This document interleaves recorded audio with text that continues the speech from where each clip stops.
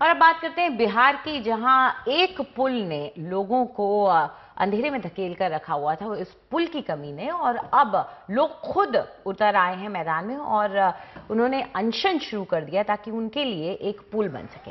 ये खबर सहरसा जिले की है, जहां बड़ा इलाके में बीते 60 सालों से एक पुल को ये लोग यहां पर तरस रहे थे और कोसी नदी पर पुल की इस मांग को नेताओं अफसरों ने कभी तवज्जो नहीं दी।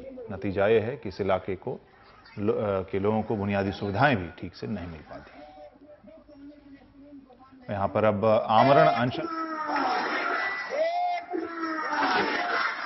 सहरसा जिले के सलखुआ में कोसी नदी के किनारे देगराही घाट पर पुल बनाने की मांग। इस इलाके में नदी पार जाने के लिए पुल बनाने की मांग करीब 60 साल पुरानी है, लेकिन सरकार और स्थानीय प्रशासन ने कभी इसकी सुध नहीं ली। ऐसे में एक स्थानीय युवक बाबूलाल शौर्य ने पहल की। 19 फरवरी को वो खुद ही आमरण अनशन पर बैठ गए। धीरे धीरे कारवां बढ़ता गया और अब 30 से ज्यादा लोग उनके साथ इस अनशन पर बैठ गए हैं। अनशनकारियों के समर्थन में सैकड़ों स्थानीय लोग भी जुट गए हैं। ये अनिश्चितकालीन है।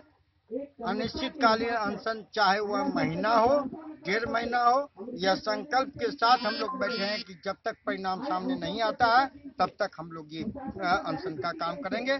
और जब तक अनशन चलता रहेगा तब तक हम लोग इसी तरह हजारों व्यक्ति प्रतिदिन धरना पर बैठने का काम करेंगे अनशनकारियों के समर्थन। सलखुआ और सिमरी बख्तियारपुर ब्लॉक के पूर्वी कोसी तटबंध के भीतर बसी एक बड़ी आबादी को हर छोटे बड़े काम के लिए कोसी नदी पार करके जाना पड़ता है। बड़ा बाजार भी नदी के उस पार है और ब्लॉक मुख्यालय भी। सो लोग इस तरह नावों में भरकर हर रोज नदी पार करते हैं। नाव की ये सवारी कई बार खतरनाक भी साबित होती है। पुल न होने की वजह से लोग अपने बच्चों को बेहतर स्कूलों में नहीं भेज पाते हैं, लेकिन अब उन्होंने इस मुद्दे पर आर या पार की ठान ली है।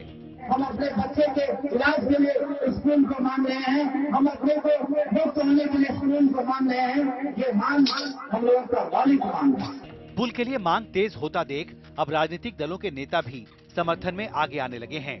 खगड़िया के सांसद और लोक जनशक्ति पार्टी के नेता चौधरी महबूब अली कैसर ने तो ये कहा कि अगर बिहार सरकार एनओसी दे तो पुल केंद्र सरकार बना देगी।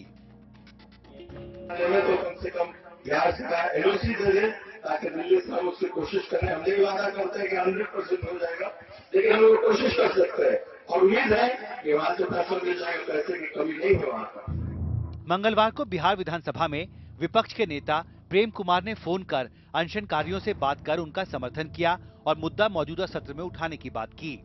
वैसे पुल के अलावा भी इस इलाके के लोगों की कई शिकायतें हैं। स्वास्थ्य, शिक्षा, पीने का साफ पानी, बिजली और पक्की सड़क के इंतजाम बहुत खराब हैं। लेकिन लोगों ने पुल बनाने की मांग के साथ अपने हक की मांग की मुहिम शुरू की है। अगर पुल बनता है तो सहरसा के इस इलाके की खगड़िया और पटना से दूरी भी काफी कम हो जाएगी। सहरसा से कन्हैया कुमार की रिपोर्ट, एनडीटीवी इंडिया।